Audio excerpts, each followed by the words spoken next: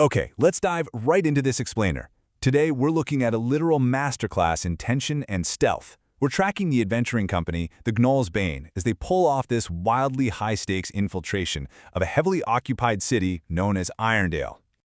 I want you to put yourself right there on that hidden balcony alongside the party. Just look down at the reality of this occupied capital.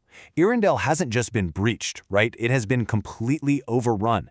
And the sheer scale of the silence is honestly what makes it so haunting. How does an entire fortress city, a legendary dwarven stronghold, completely collapse without a single cry for help making it to the surface? The Gnolls Bane are staring down at this impossible reality totally alone behind enemy lines. And then that sudden, chilling realization hits the party. I mean, look at the streets below.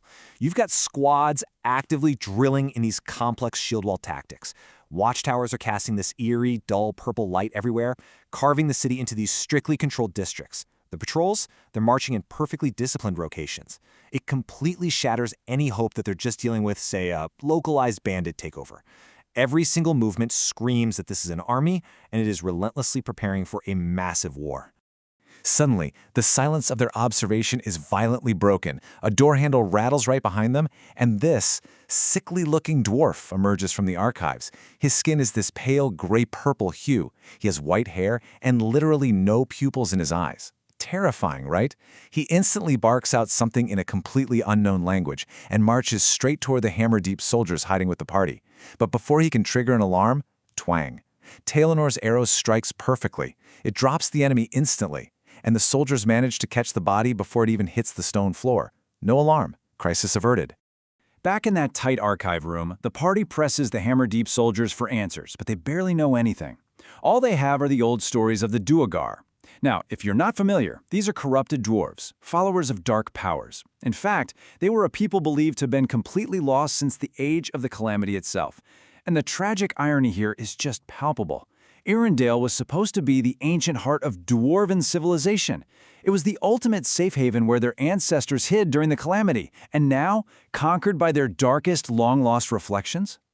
Oh, and you have to notice this highly disturbing detail on the fallen soldier. He's got a glowing purple eye tattooed directly into the center of his brow. This isn't just some cultural marking, it practically radiates with dark intent. Obviously, this symbol immediately sparks a fierce debate in that tiny room. They desperately need intel on this massive army. So, pushed to the absolute brink, the party makes an incredibly risky decision. They decide to use powerful magic to bring the fallen Duergar soldier back from the dead for an interrogation. The tension of this interrogation is just phenomenal. The revived creature is immediately hostile, spitting out these harsh, guttural sounds in a language nobody in the Gnolls Bane understands. It completely feels like a dead end. But then, amidst all the confusion, a single name spills from his mouth, Uzgul. That one name is enough to absolutely silence the room. Every member of the company recognizes it. When they realize they aren't going to get anything else out of him, they have to knock the Duergar unconscious again. But the damage is done. The shadow of Uzgul is officially hanging over this entire army. Okay, so to navigate this incredibly dangerous city, the party doesn't just walk out the front door. They employ this brilliant multi-layered approach to stealth. First, Thane casts a spell to cloak Cedric in invisibility. Then, Okazaki activates his own invisibility ring, takes to the air, and actually carries the invisible Cedric on his back. And to make sure the rest of the party doesn't stick out like a sore thumb on the ground, they all eat enchanted size-altering gummies. They literally shrink down to perfectly match the height of the Duergar. It's just a masterful infiltration strategy. From up in the air, the invisible Okazaki and Cedric get to take in the full, chilling scale of this mobilization. Every single street, every workshop, it all serves one terrifying purpose. They witness the constant, deafening manufacturing of weapons, relentless military formation practices in the town squares, terrifying beasts being housed in heavily fortified cages, just waiting to be unleashed. And honestly, worst of all, massive siege engines are already standing ready. This isn't a defense force at all. This is a war machine coiled like a spring. Meanwhile, down below, the rest of the party is busy. They make the smart tactical call to leave the outmatched hammer-deep soldiers behind in the safety of the archives, handing them a sending stone to keep in touch. But before the Gnolls Bane move out themselves, they spot an open, empty archive room. Most of the documents inside are totally destroyed, but they do find two crucial items left behind: a journal written in common and a mysterious note. They pocket these clues right away, not even realizing yet just how absolutely vital they're going to be as they push toward the southern gate. Moving through these occupied streets is no joke. At one point, Roberto and Thane get momentarily distracted by a loud argument between two Duergar, and that tiny slip in focus, it almost exposes them completely. The guards notice the pair and start shouting in their strange language. Thane tries diplomacy, nothing. He tries basic magic, completely useless. The guards are closing in, highly suspicious. In a moment of pure, unadulterated desperation, Thane casts a powerful command spell. And miraculously, it works. It forces the guards to turn and walk away. And mind you, all of this is happening while these mysterious warning horns are sounding hourly from distant towers. The psychological pressure on them is just immense. The danger finally reaches its absolute peak at their destination. The southern gate isn't just guarded, it is massively fortified. We're talking a huge concentration of forces here, over 100 Duergar soldiers stationed at this single checkpoint alone.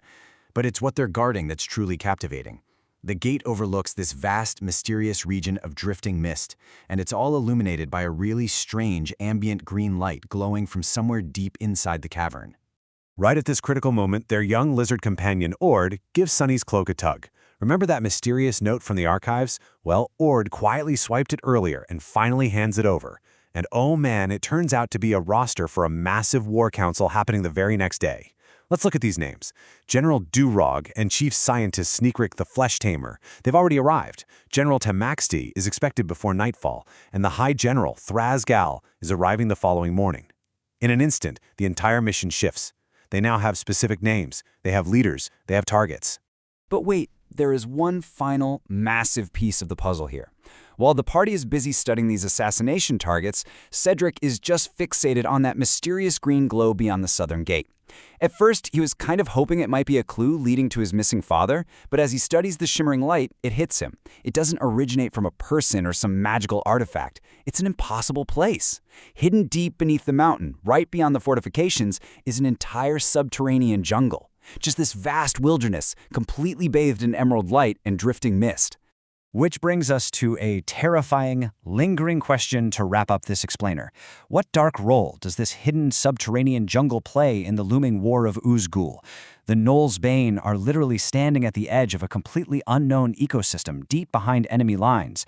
A war council of ruthless generals is convening in a matter of hours, backed by dark science and terrible beasts. The answers they desperately need? They're waiting out there in the emerald mist. It is an incredible setup, and it absolutely leaves us wanting to see how on earth they're going to survive that jungle and the deadly generals waiting in the shadows of Irondale.